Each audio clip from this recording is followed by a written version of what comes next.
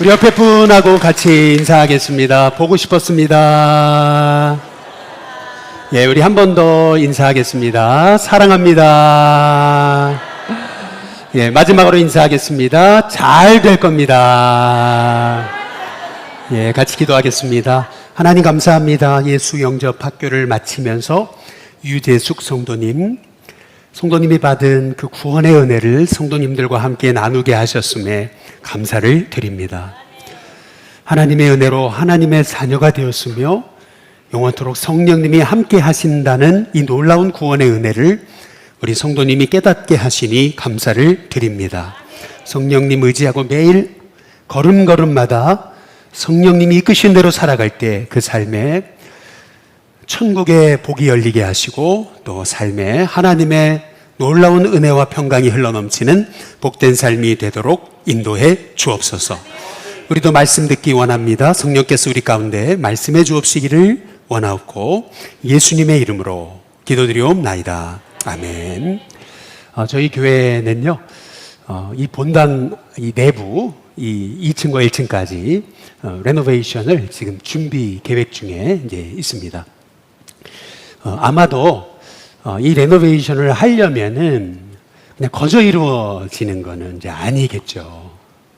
같이 이렇게 의견도 좀 모아야 될 거예요. 만약에 100분이 계시다면 100가지 의견이 있는 거고요. 1000분이 계시다면 1000가지 의견이 있는 거잖아요. 그래서 모두가 함께 이렇게 기뻐할 수 있는 아름다운 리모델링이 되려면 같이 마음을 모으는 수고로움도 조금 있어야 될 것 같고요. 그리고 우리가 건축사를 선정을 했는데 뭐 건축사 선정으로 끝나는 게 아니잖아요. 예, 많은 의견들이 모아져야 되겠고 또 시공사도 이제 정해져야 되겠고요. 그리고 뭐니 해도 뭐 그냥 뭐 대충 겉모습만 보여지는 것만 그냥 땜빵 하려고 하면 뭐 큰 수고가 들지 않습니다. 그러나 아마도 다음 세대, 우리 20년, 30년 후의 세대들이 참 우리 선조들에게 너무 잘하셨다라고 하는 그런 작품을 만들려면 아마도 비용 계산을 해봐야 되겠고 또 거기에 맞는 아마 합당한 대가 지불을 해야 이제 될 것입니다. 그래야 참 아름다운 작품이 나오는 리모델링이 되겠죠. 그렇지 않겠습니까? 모든 일이 비용 계산을 하고 거기에 맞는 합당한 이 대가 지불을 해야 그래야 합당한 결과, 보상이 있는 것처럼 마찬가지로 실은 여러분 우리의 신앙생활도 똑같습니다. 하나님은 우리를 구원하시기 위해 태초전부터 계획하셨거든요. 구원이란 뭐냐 하면 우리 에베소서 한번 1장 4절에 우리 지난주에 보셨던 말씀이잖아요. 하나님은 창세전에 그리스도 예수 안에서 우리를 택하셨어요. 그러니까 구원은 하나님의 창세전부터 계획하신 놀라운 우리를 향한 계획인 거죠. 그런데 이 구원의 목적이 뭔가? 그것은 우리를 거룩하게 하시려고. 그런데 이 거룩이라는 것이 어떤 대가 지불 없이 그냥 거저 여러분 거룩이 이루어지겠느냐라고 하는 거죠. 우리는 신앙생활 하면서 이런 비용 계산, 영적인 비용 계산, 그리고 이 대가 지불에 대해서 많이 깊이 있게 생각을 안 하는 경우가 있어요. 예를 들어보자면 이런 거죠. 아이들이요, 어렸을 때 부모님 따라 교회 다닐 때 초중고생일 때는요, 그렇게 여러분 깊이 신앙생활에 생각해 보지 못해요. 그냥 교회 열심히 나와요. 그런데 막상 사회생활을 하고 청년이 돼보잖아요. 직장에 들어가 보면은 이게 신앙생활이 만만하지 않거든요. 보면은 자기 동료들은요, 주일이 되면은 아침에 세상말로 퍼질러 자잖아요. 세상말로. 그리고 뭐 주일날 쉴 거 다 쉬고 할 거 다 하잖아요. 자기 뜻대로 뭐 모든 거 즐길 거 다 즐기고 놀러도 가고 뭐 매이는 게 하나도 없는 것처럼 보이잖아요. 그런데 아니 우리는 주중에 열심히 고생하고 일하고 나서 또 주일이 되면 아침부터 예배드리러 와야 되고 봉사해야 되고 또 섬겨야 되고 여러분 그러니까 이게 그런 생각을 하는 거예요. 야, 내가 세상 거꾸로 가는 거 아닌가? 남들도 다 저렇게 그럭저럭 사는데, 그럭저럭 신앙생활을 하는데, 나라고 굳이 뭐 이렇게 믿음 생활 열심히 해서 무슨 소용이 있어. 이런 생각이 드는 거죠. 그러다가 이제 신앙생활 하는데 걸리는 게 너무 많잖아요. 그러니까 압박이 오거든요. 결국 우리 젊은이들이, 많은 사람들이 사회생활을 하면서 그냥 신앙생활의 그 고비를 못 넘고 그냥 거기서 주저앉아 버리는 거예요. 주저앉습니다. 실은 그 이유가 뭐는 거냐 하면은 이 신앙생활에 관한 이 비용 계산, 그리고 이 대가 지불에 대해서 한 번도 배워본 적이 없는 거예요. 그냥 교회 다니면 돼. 이렇게 깊이 신앙생활의 의미가 뭔지, 거룩의 의미가 뭔지, 제자가 된다는 것이 뭔지 깊이 생각을 안 해본 거예요. 실은 이 남 얘기가 아니고 제 얘기거든요. 제가 왜 목사가 됐을까요? 제가 왜 목사가 됐다고 생각하세요? 제가 요즘 새삼 다시 깨닫는 게 있어요. 그게 뭐냐면, 내가 왜 목사가 됐을까? 생각해 보니까 목사님 멋있어 보여가지고. 사실은 어렸을 때 저희 교회는요, 부흥회를 하면요, 이 강대상 위로 사람들이 다 빽빽히 앉을 정도로, 그렇게 부흥회만 했다면 앉을 자리가 없어요. 2층까지 꽉 찼어요. 목사님이 한 말씀만 떨어지면 성도들이 어떻게 했냐면 아멘! 뭐 한 말씀만 떨어지면 아멘 아멘! 막 이랬단 말이에요. 저는 그 모습을 보면서, 야, 어렸을 적부터 저는 뭐 부모님 따라 신앙생활 했으니까 그 목사님들이 너무 멋있어 보였던 거예요. 목사님이 되면 사람들이 칭찬만 해주고 높여주기만 하고 대접만 받는 줄 알았어요. 저는요, 솔직히. 그런데 딱 이제 목회자가 되기로 해가지고 이제 신학생으로 전도사로 첫 목회를 나갔어요. 대학생 때 얘기입니다. 제가 맡은 교회에서 어려움이 왔어요. 제가 어떻게 했을까요? 1년 만에 도망쳤습니다. 1년 만에 사임해버렸습니다. 그리고 어려움이 없을 것 같은 큰 교회 전도사로 지원을 해가 전도사가 됐습니다. 또. 그런데 막상 그 교회 가보니까 또 똑같은 어려움이 왔습니다. 어떻게 했을까요? 도망칠 날이었습니다. 근데 하나님이 제게 주셨던 음성이 뭐냐 하면 이거예요. 너 또 도망갈래? 였습니다. 그때 주신 하나님의 말씀은 뭐냐 하면 누가복음의 9장 62절에 보면 이런 말씀이 있어요. 예수님 하신 말씀이죠. 손에 쟁기를 잡고 뒤를 돌아보는 자, 미련 떠는 자, 하나님 나라에 합당하지 않다.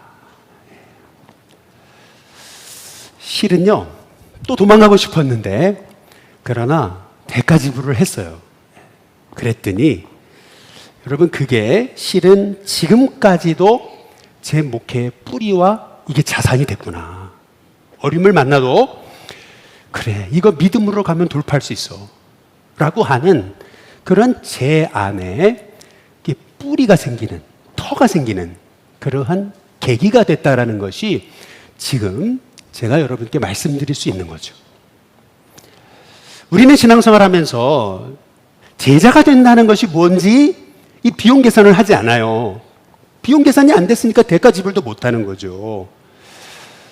예를 들면 이런 거예요. 저는 목사가 됐으니까 당연히 결혼하고 자식을 낳으면 그냥 애쓰지 않아도 하나님이 알아서 다 복을 주시는 줄 알았어요. 그런데 그게 아니더라고요. 뿌린 눈물의 그 양만큼, 애쓰고 사랑해준 그 양만큼 하나님의 복이 있다라는 것을 이제 제가 깨달은 거예요. 목사라고 거저 자녀들이 믿음으로 자라주는 게 아니라 대가 지불을 해야 된다는 거예요. 부모로서의 대가 지불. 내가 합당한 부모로서의 모습을 보여야 된다는 거예요. 그래야 아이들이 내가 지불한 대가만큼 믿음으로 성장하는 거구나. 제가 그걸 깨달은 거죠. 여러분, 마찬가지로 우리가 믿음으로 살아가면서요, 우리가 지불해야 될 대가가 있는 거예요.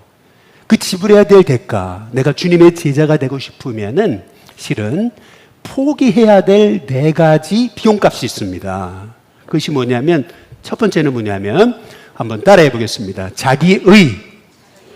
이걸 버려야 됩니다. 이게 무슨 말이냐면 그런 거거든요. 신앙생활 하다 보면 자기 의의가 생겨요. 내가 얼마나 열심히 기도했는데, 내가 얼마나 열심히 헌신했는데, 내가 해준 게 얼만데, 이제 이렇게 자꾸 자기 의의가 생기는 거예요. 내가 그래도 남보다 거룩한데, 남보다 착하게 살았는데, 왜 나한테 이런 어려움이, 자꾸 말이에요. 의의가 쌓이면 쌓일수록 사라지는 게 있어요. 그게 뭐냐 하면, 감사합니다. 은혜를 잃어버려요. 그러니까 뭐냐면, 받을 사랑만 계수하고, 줘야 될 걸 잊어버리는 거예요. 그래서 실은 우리 오늘 귀한 성도님 간증 여러분 들으셨듯이 거룩은 어디서 출발하는 거냐 하면 내가 얼마나 죽어마땅한 죄인인가라고 하는 것을 깨달으면서부터 이걸 깨달아야 돼. 얼마나 내가 몹쓸 죄인이었는지 여러분 그걸 깨달으면서부터 실은요 여러분 안에 놀라운 하나님의 은혜가 시작되는 거예요. 그러면서요, 죄가 끊어지고요.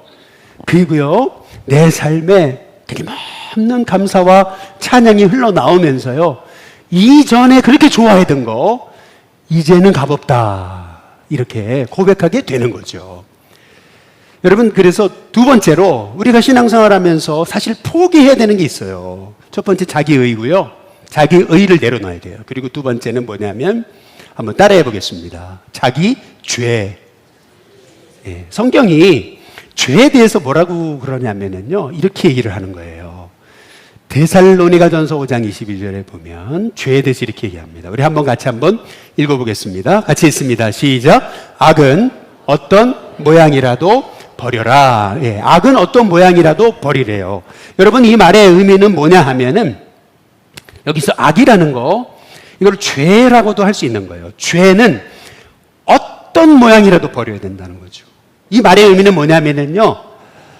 죄는 쳐다보지도 말라는 거예요. 죄가 틈탈 기회를 주지 말라는 거예요. 아예 죄는 처음부터 딱 잘라버려요. 죄에 지을 기회를 허락하면요. 어느 순간 내가 죄에 붙들려 버리는 거예요. 그래서 성경은 뭐냐면 죄는, 악은 그 모양 자체도 버려야 되는 거예요. 성경이 말하고 있는 거예요. 그리고 세 번째, 우리가 정말 거룩을 이루어내고 주님의 자녀답게 살려면은요, 여러분, 고난 없는 편안한 신앙생활, 늘 안락함만 추구하는 이 신앙생활을 포기하셔야 돼요.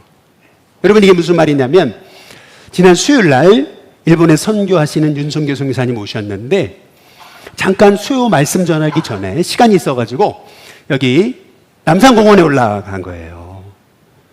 딱 올라갔는데 처음 같이 간 거거든요. 갔는데 선교사님 딱 그러시더라고요. 뭐라 했냐면 여기 일본 신사 있었던 자리지 그랬어요. 그래서 제가 신사? 갑자기 신사 그러니까 이랬거든요. 그랬더니 뭐라 하냐면 여기 혹시 높은 계단이 있냐는 거예요. 아니 계단 있죠. 남산공원에 가면 그 유명한 삼순위 계단 있잖아요. 이게 삼순위 계단이 아니고요. 이게 신사 계단이라는 거예요. 그냥 딱 보더니 이게 신사라는 거예요. 지금 이게 신사 모양이라는 거예요. 그래서 진짜 위쪽으로 올라가서 이렇게 사인판을 보니까 옛날 신사가 어디 있었는지 쫙 나오더라고요. 여러분, 이게 얘기하는 게 뭘 의미하는 거냐면요. 이거예요. 세상 종교도 내가 거룩의 자리에 가려면은 계단을 올라가는 애씀이 있어야 된다라고 얘기하는 거예요. 계단을 올라가는 애씀 있잖아요. 거룩도 마찬가지예요. 세상 종교도 거룩은 거저 이루어지는 게 아니고 수고와 애씀을 통해서 이루어지는 거예요. 마찬가지로 여러분 우리가 신앙생활 하면서 우리는 어려움만 오면 금방 주저앉아 버려요. 왜 내게 이런 어려움이 오냐고. 여러분 사실은 죄악 많은 이 세상에서 거룩하게 살려면 사실 그 고난을 돌파해야 되는 거거든요. 그러니까 믿음 생활하면서 자기 십자가를 지지 않으려고 하는 신앙생활, 사실 이거는 이방 종교랑 다름이 없다는 거죠. 그리고 마지막 네 번째로 여러분 우리가 버려야 되는 게 있어요. 그게 뭐냐면요. 세상 흠모하는 거 있잖아요. 아니, 예수님을 흠모해야 돼요. 천국을 흠모해야 돼요. 말씀을 주님의 사랑을 흠모해야 되는데 우리는 세상을 흠모하는 거예요. 세상 사람처럼 살지 못하면 너무 내가 뒤처지는 거, 내가 잘못 사는 거 아닌가, 너무 이게 가치관이 너무 세상 가치관이라는 거죠. 여러분, 성경은 뭐라고 우리에게 얘기하고 있는 거냐면 요한 1서 한번 2장 15절을 한번 잘 읽어보세요.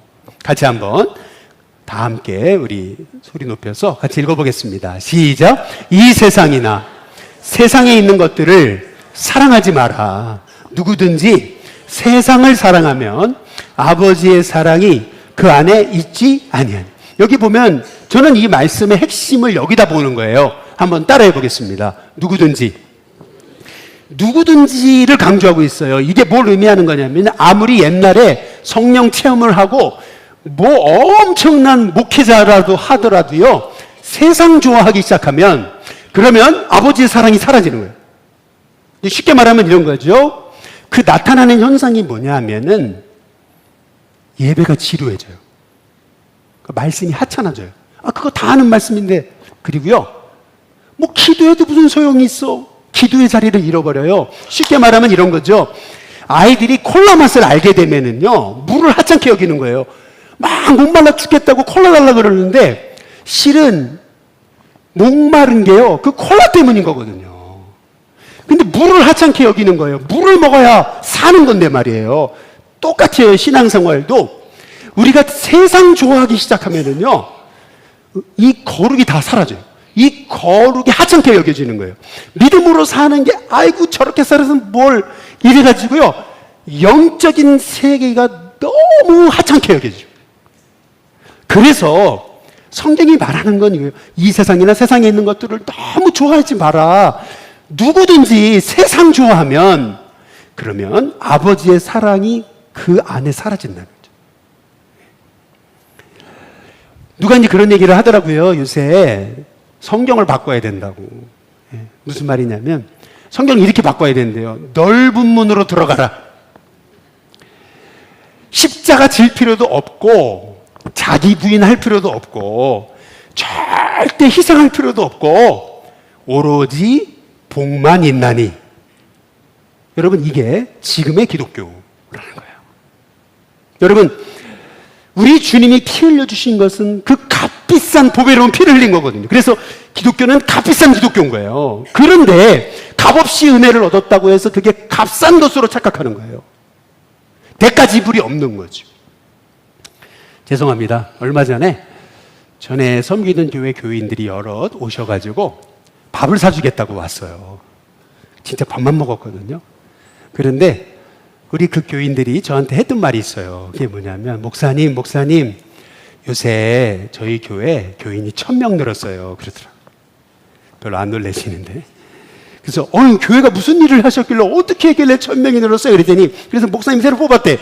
그래서, 아니, 어떡해요? 그랬더니 하는 말이, 그 지역에 옆에 교회 5개가 깨졌대. 그래서 그 교인들이 다 우리 교회 왔다. 많은 분들이 부흥 그러거든요. 근데 그 부흥의 의미를 어떻게 생각하냐면 갑작스럽게 교회가 100명 모이는 게 1000명 모이는 게 부흥이라고 생각하는 거예요. 여러분, 만약에 그게 부흥이라고 꿈꾸면은요, 그러면은 대가 지불을 해야죠. 씨 뿌리고 전도하고 기도하고 애써야죠. 그런데 그 대가 지불 없이 갑자기 100명 모이는 게 1000명 모이는 걸 부흥을 꿈꾼다면 그건 뭐예요? 남의 아픔 위에 내 복을 얻는다는 얘기거든요. 남이 아파져야 돼요. 그래야 내가 거기다 복을 얻거든요. 이게 무슨 말이냐면은 우리는 신앙생활 하면서 허상을 보는 거예요. 실은요, 믿음 생활이란 뭐냐면 비용 계산을 해보고 대가 지불을 해야 되는 거예요. 이게 왜 제가 오늘 이 말씀을 드리는 거냐면요, 여러분, 그래야 세상에서 주님의 자녀답게 살 수 있기 때문에 그래요. 이게 예수님 말씀이에요. 예수님 말씀. 누가복음 14장 한번 25절을 보실래요? 한번 같이 한번 읽어보겠습니다. 같이 있습니다. 시작. 여러분, 수많은 무리란 얼마나 얘기할까요? 뭐 수백 수천의 사람들이 막 예수님 내가 제자가 되겠습니다 하고서 막 예수님 쫓아갔을 거 아니겠어요? 그랬더니 예수님이 그들에게 뭐라 그러시냐면, 그래 잘했다 그래, 막 그들을 추켜 세우면서 막 북돋으면서 그냥 나한테 오기만 하면 복 받으니까 어서 와라 그랬어요? 아니에요, 여러분. 여기 이어지는 누가복음 14장 한번 28절을 한번 보세요. 예수님이 예를 하나 드는데, 망대 있잖아요. 그 높은 보초 서는 곳 있잖아요. 이 망대에 조그마한 망대 하나를 세워도 그냥 세우는 사람이 어딨냐는 거예요. 비용 다 계산해 보지 않겠냐. 만약에 비용도 계산해 보지 않고 중도에 그냥 하다 말면 사람들이 막 비웃어가지고 애게 저것도 못했대. 뭐 예를 들면 이런 거, 우리 일신교회 뭐 78년 된 교회라고 하면서 뭐 리모델링 그거 조그만 거 하나 하는데도 하다가 말았대. 이제 이런 거거든요. 그러면서 예수님이 뭐라 그러시냐면은 전쟁 얘기를 하시는 거예요. 요새 이스라엘하고 이란하고 싸우잖아요. 그런데 전쟁 얘기를 하는데 그거예요. 나는 군사가 1만 명이에요. 근데 상대는 2만 명이에요. 배예요. 배로 많아요. 싸워보려고 하니까 이거 안 될 것 같거든요. 그러면 지혜로운 사람은 어떤 사람이냐 하면 저기 멀리 있을 때 싸우지 않고 빨리 사신을 보내가지고 화친을 청해가지고 싸우는 것보다 싸우지 않는 게 지혜다. 예수님이 이게 비용 계산이다. 대가 지불할 능력 있으면은 싸워. 그런데 안 될 것 같으면 빨리 꼬리 내려. 이제 이거거든요. 예수님 하신 말씀이. 다시 말하면 무슨 말이냐면 예수님이 그러면 우리가 주님의 제자가 되려면 어떤 비용 계산을 통해 어떤 대가를 지불해야 되느냐. 그게 오늘 말씀이에요. 14장 26절 한번 보세요. 같이 한번 읽어보겠습니다. 함께 했습니다. 시작. 무릇 내게 오는 자가 자기 부모와 처자와 형제와 자매와 더욱이 자기 목숨까지 어떻게 해요? 미워하지 않으면 능히 뭐가 못 돼요? 여러분, 이 말씀이 무슨 말이에요? 정말 자식들 미워해라 이 말이에요? 그게 아니고 대가 지불할 준비가 돼 있냐? 그 대가가 무엇이든 간에 넌 지불할 준비가 됐냐? 그러면서 하시는 말씀이 뭐냐면 14장 27절에 보세요. 그 다음 한번 같이 읽어보겠습니다. 함께 있습니다. 시작.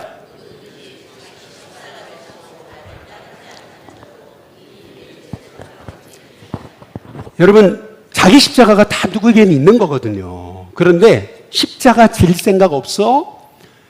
그러면은 제자들 생각도 하지 마. 꿈도 꾸지 마. 아니, 어서 와서 그냥 내가 다 복 줄 테니까 그냥 와서 희생할 필요도 없어. 자기 십자가도 질 필요 없어. 자기 부인할 필요도 없어. 그냥 오기만 하면 복 받아. 이렇게 하지 않으셨어요. 어느 정도로 예수님이 제자가 될 사람에게 비용 계산을 해봐라 하셨냐면은 14장 한번 33절을 보세요. 이게 예수님 말씀이에요. 한번 같이 한번 읽어보겠습니다. 같이 있습니다. 시작. 이와 같이 너희 중에 누구든지 자기 모든 소유를 버리지 아니하면 능히 내 제자가 되지 못하리라. 정말로 나 따를 준비가 돼 있어?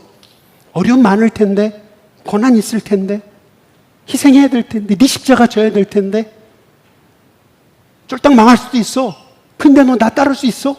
예수님은 지금 우리에게 그래도 주님의 제자가 되기 원하냐 물어보시는 거예요. 여러분, 100년 전에 우치무라 간조라고 하는 일본을 대표하는 통신도가 있었어요. 이분이 이런 책을 썼어요. 나는 어떻게 크리스찬이 되었는가. 아주 굉장히 유명한 책인데 이 100년 전 책이에요. 그 척박한 일본 땅에서 나는 어떻게 크리스찬이 되었나. 여러분, 그 책에 보면은 이 우치무라 간조 선생이 하는 얘기가 있어요. 그게 뭐냐면 우리가 하나님의 자녀가 된다는 것은 나비가 되는 게 아니라는 거예요. 나비의 삶이 아니라는 거예요. 여러분, 나비가 뭐예요? 나비의 삶이 아니라는 말은 뭘 의미하는 거냐? 맨날 꽃만 쫓아다니고 영광만 구하는, 꽃냄새만 맡는 그런 신앙생활은 신앙생활이 아니라는 거예요. 그가 얘기한 건 뭐냐면요, 크리스찬의 삶이란 나비의 생애가 아니고 독수리의 생애라는 거예요. 수많은 맞바람을 맞고 절벽을 비상하고 그리고 창공을 나르게 되는 그 독수리의 삶, 그것이 크리스찬의 삶이다. 그러니까 쉽게 말하면 오늘 이 말씀을 우찌무라 간조 선생의 얘기로 대입해서 말씀드리면 이거예요. 나비야 나비야 이리 놀러 오너라. 여러분, 이런 신앙생활을 하고 싶으냐? 아니면은 정말 주님의 제자가 돼서 독수리처럼 고난을 감수하고도 주님 뜻대로 사는 제자가 되기 원하냐? 주님이 지금 이 말씀을 하고 계시는 거예요. 여러분, 사실은요, 십자가 없는 복음은 복음이 아닙니다. 자기 부인이 없는 기독교는 기독교가 아닙니다. 더 이상. 여러분, 고난을 감당해내지 않는 여러분 신앙은 신앙이 아닙니다. 이건 잘못된 겁니다. 이건 기복주의입니다. 이거는 가짜 기독교입니다. 여러분, 진짜 우리의 신앙은 어떤 거냐면요, 십자가가 있어요. 그러나 그 십자가를 지고 주님을 따르겠습니다. 여러분, 이것이 진짜 제자의 삶이라는 거죠.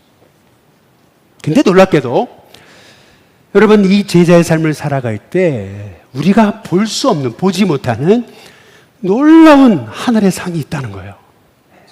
그래서 여러분이 비용 계산을 잘해야 되는데, 비용 계산을 하려면 믿음의 눈이 열려져야 돼요. 믿음의 눈. 제가 비용 계산하는 방법을 세 가지를 말씀을 드릴게요. 먼저는 베드로전서 1장 4절입니다. 한번 보시면 같이 한번 읽어보겠습니다. 함께 있습니다. 시작. 썩지 않고 더럽지 않고 쇠하지 아니하는 유업을 있게 하시나니 곧 너희를 위하여 하늘에 간직하신 것이라. 여기 보면 한번 따라해 보겠습니다. 썩, 더, 쇠. 예, 썩, 더, 쇠. 썩지 않고 더럽지 않고 쇠하지 아니하는 영원한 하늘의 유업을 있게 하신다. 여러분, 우리가요, 어떤 분 그러시더라고요. 인생이 순식간에 지나갔다고. 그렇잖아요. 눈 깜짝할 사이에 지나가는 게 인생이에요. 그러면 여러분, 이 찰나와 같은 이 인생의, 세상의 삶에 목매겠냐는 거예요. 한번 잘 비용 계산을 해보라는 거예요. 생각을 해보라는 거예요. 썩지 않고, 저 더럽지 않고, 영원히 그 쇠해지지 않는 하늘의 상급이 있는데, 한번 비용 계산을 해보라는 거예요. 어디에다가 너가 투자해보겠냐. 청년들 말에 따르면 이런 거죠. 아니, 기껏해야 100년도 못 살 인생을, 아니 100년도 못 살 인생을 그 세상이 전부이냐 거기다 목매는 인생. 여러분, 그 인생하고 영원히 썩지 않고 더럽지 않고 세워지지 않는 그 하늘의 유업을 바라보는 인생, 여러분 어디에다가 여러분 투자를 하시겠냐, 어디에다가 대가 지불을 해야겠냐는 거죠. 두 번째, 우리가 비용 계산하는 방법은 뭐냐면은 마태복음 5장 11절에서 12절인데요. 우리 같이 한번 읽어보겠습니다. 함께 있습니다. 시작. 너희를 욕하고 박해하고 거짓으로 너희를 거슬러 모든 악한 말을 할 때에는 너희에게 복이 있나니 기뻐하고 즐거워하라. 하늘에서 너희의 상이 큽니다.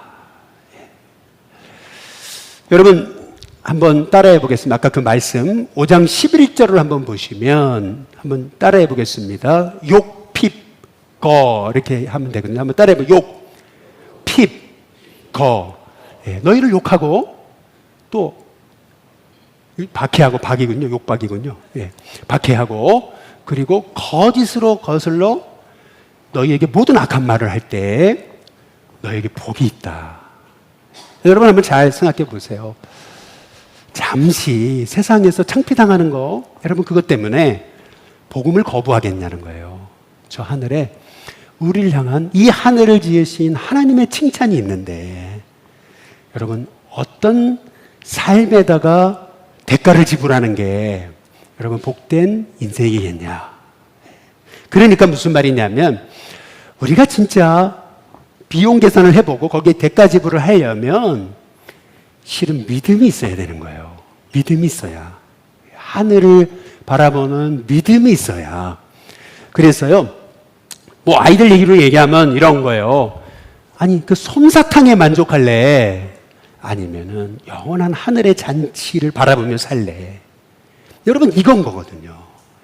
여러분, 어디에다가 대가지불을 하는 게 지혜로운 인생이야 하는 거예요. 마지막 세 번째는 뭐냐 하면은, 우리가 바른 대가지불을 하는 방법은 마가복음 9장 48, 49절에 보면, 우리 같이 한번 읽어보겠습니다. 함께 있습니다. 시작. 거기에는 구더기도 죽지 않고 불도 꺼지지 아니하느니라. 사람마다 불러서 소금 치듯함을 받으리라. 한번 따라해 보겠습니다. 구, 죽, 소. 예, 이해하시기 쉬우라고. 거기가 어디냐면은 지옥이거든요. 지옥은 구더기도 죽지 않는데요. 불도 꺼지지 않는데요. 사람마다 불로서 소금 치듯하게 된다는 거예요. 무슨 말이냐면 영원한 고통 있잖아요. 아뜨 고통 있잖아요. 여러분, 사실요, 우리가 이 죄에 취해가지고 이 땅의 순간의 쾌락에 만족하며 살 거냐, 아니면 저 영원한 하늘의 기쁨을 누리며 그거 바라보고 살 거냐. 지금 실은 우리 예수님이 우리에게 말씀하고 계시는 거거든요. 여러분, 믿음이 없으면은요, 안개와 같은 세상에 목매입니다. 절대 여러분 만족 없습니다. 콜라와 같습니다. 먹으면 더 갈증이 있습니다. 솜사탕 같습니다. 먹을 땐 좋은데 아무것도 안 먹은 것 같습니다. 여러분, 믿음이 없으면 어떻게 되는 거냐면요, 사실 세상 사람들처럼 못 살아가지고 세상 흠모하다가요, 주님의 칭찬을 놓치는 거예요. 그리고요, 믿음이 없으면은요, 실은 순간 같은 이 세상의 모든 거 투자하다가 저 하늘의 상급을 놓치는 거예요. 실제 여러분, 우리 인생 정말 순식간입니다. 저 하늘에 영원한 하나님 나라 천국의 축복이 있는 줄로 믿습니다. 여러분, 저는 천국이 있다고 믿어요. 그리고요, 좀 원색적이지만 예수님 말씀하셨으니까 지옥이 있다고 믿는 거예요. 그래서 노아처럼 말이에요, 땅에 투자하기보다는 영원한 것에 투자하며 살고 싶다는 거예요. 그리고 모세처럼요, 땅의 영광 버리고 하늘의 영광을 위하여 하늘의 상급 바라보며 사는 인생이 되어야 되겠다는 거예요. 사도 바울처럼요, 전도 유망한 미래가 있었어요. 근데 그 미래보다 더 소중한 예수님 붙잡고 내 평생 믿음의 길을 달려가겠다고 한 사람이 바울인 거거든요. 왜 그런 거냐 하면 하늘을 향한 눈이 열리니까. 저는 우리 일신교회 성도님들이 한번 비용 계산 해보라는 거예요. 그리고 대가지불을 할 거 생각해 보라는 거예요.